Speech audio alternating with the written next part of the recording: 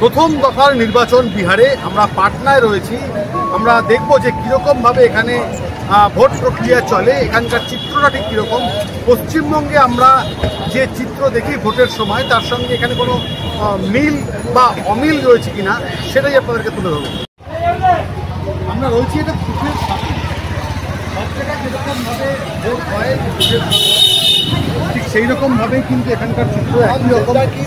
এখানে যারা ভোটার তারা ভোট দিতে আসছেন, যারা নিরাপত্তার যারা দাঁড়িয়ে রয়েছেন, প্রচুর মানুষ সকাল থেকেই ভোট দিতে চলে আসেন। আমরা দেখতে পাচ্ছি যে এই বুথের সামনে এই একই রকম চিত্র। এখানে বিশেষ করে যারা তরুণ ভোটার তারা ভোট দিতে আসছে এবং মহিলা ভোটার তাদেরকেও আমরা দেখতে পাচ্ছি এখানে ভোট দিতে আসছে। এবং সেখানে কিন্তু যে বলা বারবার করে নির্বাচন কমিশন যেটা বলছে যে ত্রিস্তরীয় নিরাপত্তা বলয়, সেই ত্রিস্তরীয় নিরাপত্তা বলয় তৈরি করা হয়েছে এবং সব মিলিয়ে বলা যেতে পারে এখনও পর্যন্ত শান্তিপূর্ণ নির্বাচন চলছে। এবং এখানে যে ভোটাররা আসছেন তারাও কিন্তু লাইন দিয়ে ভোট দিচ্ছে। সকাল থেকে যে ভোটদান প্রক্রিয়া সেটা শুরু হয়েছে এবং এখনও পর্যন্ত দীর্ঘ সময় বাকি রয়েছে দেখার যে ভোট কীভাবে চলে এবং সাধারণ মানুষ যে ভোট দিচ্ছেন। আমরা সেই ভোটাররা রয়েছেন, আমরা কথা বলবো তাদের সঙ্গে। সেটা ভোট দিয়ে দিয়ে लाइन है यहाँ पे बहुत, सुबह सुबह वोट डालने आए, तो क्या ऐसे कैसा लग रहा है कि यहाँ पे जो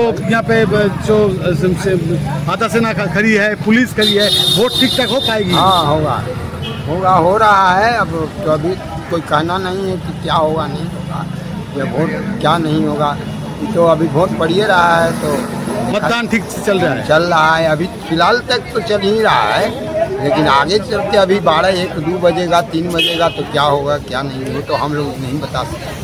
অর্থাৎ সব ভালো যার শেষ ভালো যার।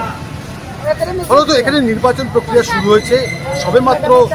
সকালবেলায় যারা ভোট দিতে এসছেন তারা ভোট দিচ্ছেন, শান্তিপূর্ণ প্রক্রিয়াতে ভোট চলছে। তবে শেষ পর্যন্ত কি হয় সেটাই কিন্তু দেখার। তার কারণ প্রত্যেকেই বলছে যে যদি শেষ পর্যন্ত সব কিছু ঠিকঠাক থাকে তাহলেই বলতে হবে যে শান্তিপূর্ণ ভোট প্রক্রিয়া চলছে।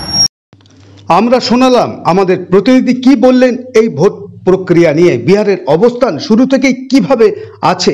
এরপরেই বিহারের পাটনায় মিডিয়া সেলের জন্য 5 তারা হোটেলের বন্দোবস্ত বিজেপির পক্ষ থেকে কি কি প্রকল্প প্রদান করেছেন তারও ছবি দেখাচ্ছি। ভারতের প্রধানমন্ত্রী এই দেশের জন্য কি কি উপহার দিয়েছেন, কিভাবে কাজ করেছেন তারও ছবি দেখা যাচ্ছে এই জায়গায়। একাধিক বিজেপির মুখপাত্র সহ বিভিন্ন সংবাদ মাধ্যম উপস্থিত এই নির্বাচনে। কারণ ভারতবর্ষে এসআইআর লাগু হওয়ার পরেই প্রথম নির্বাচন বিহারেই। আজ তার শুভারম্ভ। নির্বাচনকে কেন্দ্র করে ত্রিস্তরীয় প্রোটেকশন কি ছিল সেই ছবিও দেখাচ্ছি আমরা আমাদের পর্দায়। বাংলার নির্বাচন ও বিহারের নির্বাচন এসআইআর হবার পরেই কতটা শান্তিপূর্ণ হবে সেটাই পরবর্তীতে দেখার। মানুষ স্বতঃস্ফূর্তভাবে তাদের গণতান্ত্রিক অধিকারে ভোট দিলেন। হিংসা সেইভাবে না প্রভাব ফেললেও শান্তির প্রতিচ্ছবি হয়তো দিশা মিলবে এই ভারতে।